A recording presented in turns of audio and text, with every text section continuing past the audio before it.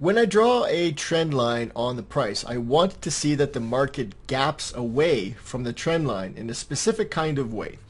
The first gap is going to be farther away from the trend line than the second gap, and I'll show you how this works. So I'm going to draw a trend line underneath this price here. So what I've got is a great big gap between the market and the trend line. And here, the second gap between the market and the trend line is smaller. Now this is just before a potential trade is about to happen. Market has come back and it's getting close to the trend line. So at that point, I want to evaluate the gap size. This gap is much bigger than this gap. So I feel as though the market has a better potential to move if it crosses the trend line. One that doesn't work so well is if you do it the opposite way. This is a backwards gap. So I'm going to draw a trend line from here to here and goes through the price, and we can see that we've got a smaller gap followed by a bigger gap. The space between the market and the trend line is so many pips, and the second gap, the most recent one, is considerably more.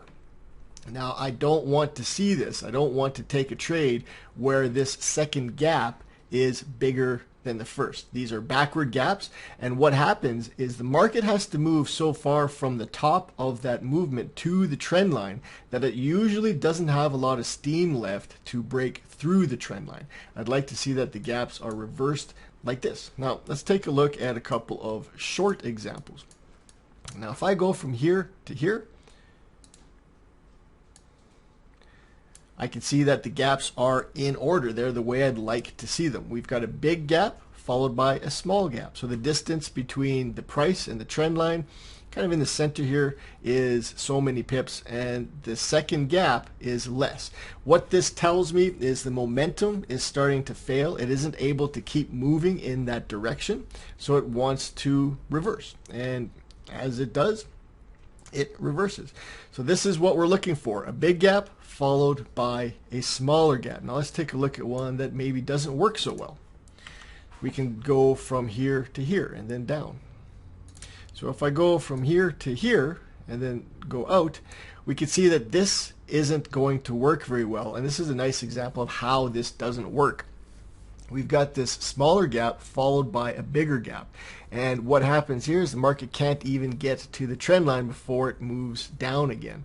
And at this point we're taking a look at these gap sizes. So now we've got a bigger gap followed by a smaller gap on a trend line that would be adjusted like this.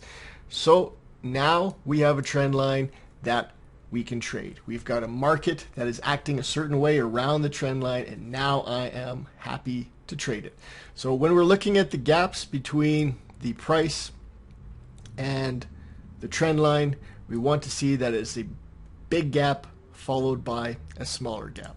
Again, if I draw a trend line from here to here, this one doesn't work quite as well because we've got a gap of a certain size and then a bigger gap. So this short trade is short-lived. The market had to move considerably from the top to the bottom and doesn't leave very much room left for the market to move before it needs a correction.